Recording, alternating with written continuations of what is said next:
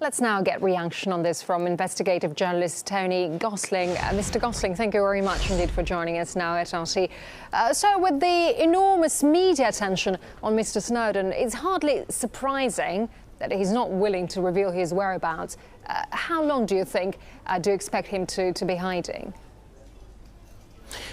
Well, I imagine just within a few weeks he'll probably come out. But I mean, this is really following a pattern, isn't it? We've got Julian Assange, Bradley Manning, and now Edward Snowden. Really, the story is the same for each of them.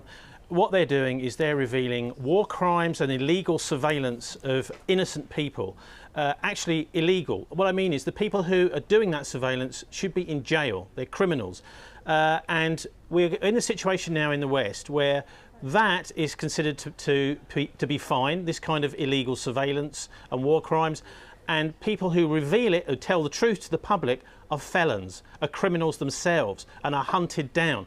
Now, means what we're dealing with here is a system which has become morally bankrupt. And I think that's why Snowden is in this awful situation today, and he's now decided. Now, I think also the timing is very interesting, why he's decided today to do this. And that is because I think within the last 24 hours or so, we had his father, Lon Snowden, who was actually asked by the FBI to come over and effectively spy for the FBI on his own son.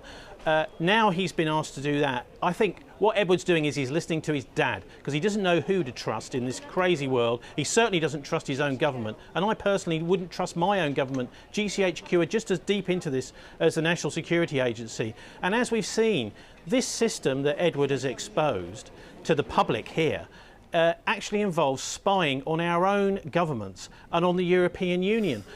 Incredibly, the European Union don't seem to care about that. The fact that there's negotiations going on to do with trade negotiations, but the NSA has been spying on those negotiations. When we saw the Bolivian president, as we heard a little bit earlier on, being stopped, his plane being stopped by France, Italy, Spain and Portugal. He had to stop in Vienna.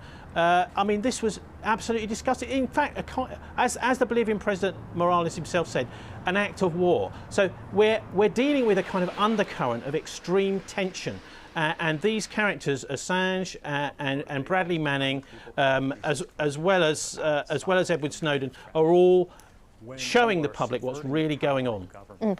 Do you think today's developments, latest developments, mean Snowden has temporary respite from the fear of US prosecution?